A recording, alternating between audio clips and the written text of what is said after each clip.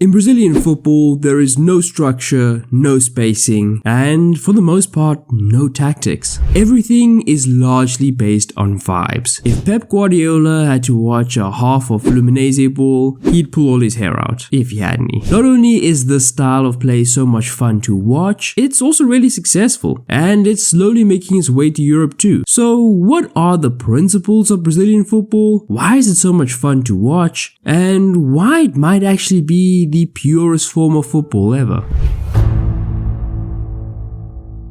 Well, the figurehead of this tactical revolution is this man, Fernando Diniz. The 49-year-old Brazilian has gained prominence for the seemingly wild but exciting tactics displayed by his Fluminense team. The team not only doesn't care about structure and positioning, but actually intentionally tries to limit it. The greater the chaos and confusion, the better they get. On paper, Diniz's Fluminense lineup in an attacking 4-2-3-1 shape that is renowned for ball possession and building up from the back. Yet those are pretty much the only principles they share with the best teams in Europe, where managers like Pep Guardiola, Mikel Arteta, Xavi and Roberto De Zerbi constantly strive for space through team structure and positional play. Diniz has a fluid system that relies on heavy possession and seeks out teammates in numbers. You see, the more teammates you have in close proximity to you, the easier it is to combine with them. This effect is magnified when you have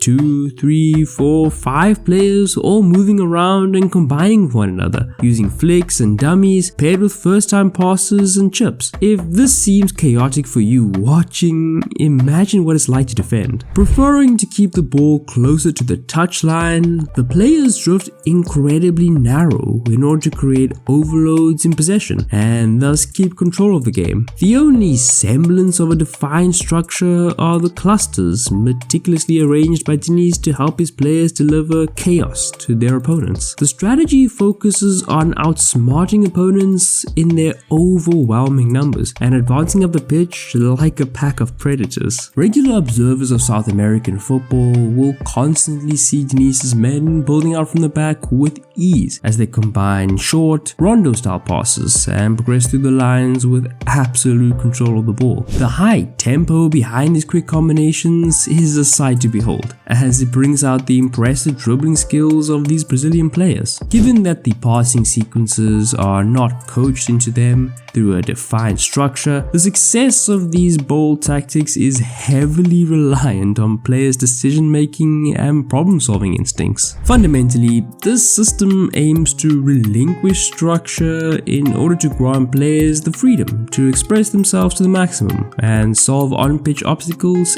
individually.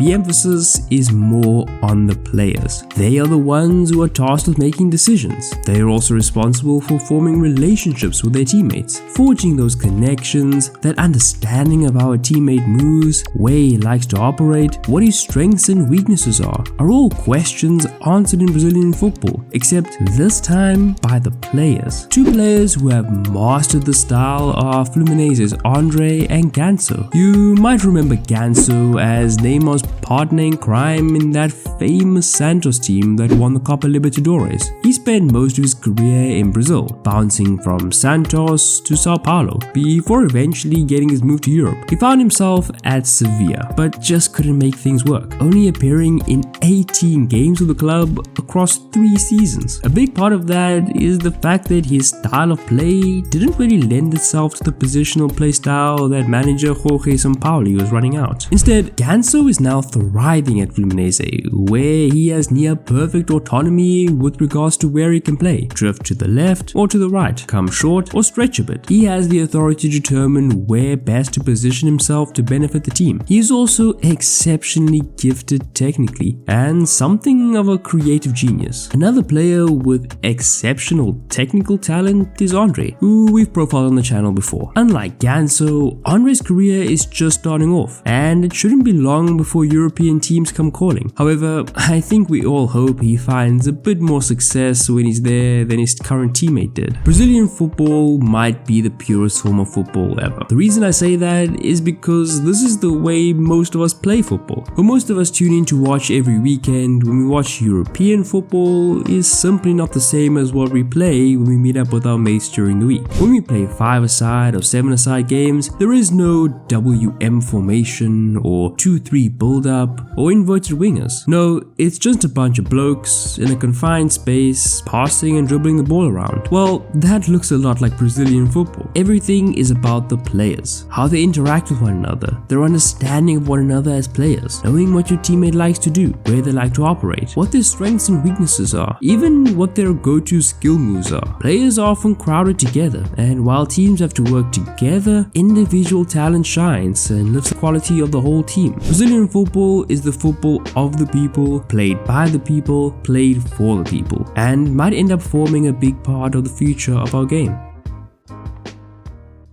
Have to say bye bye yo, bye bye yo.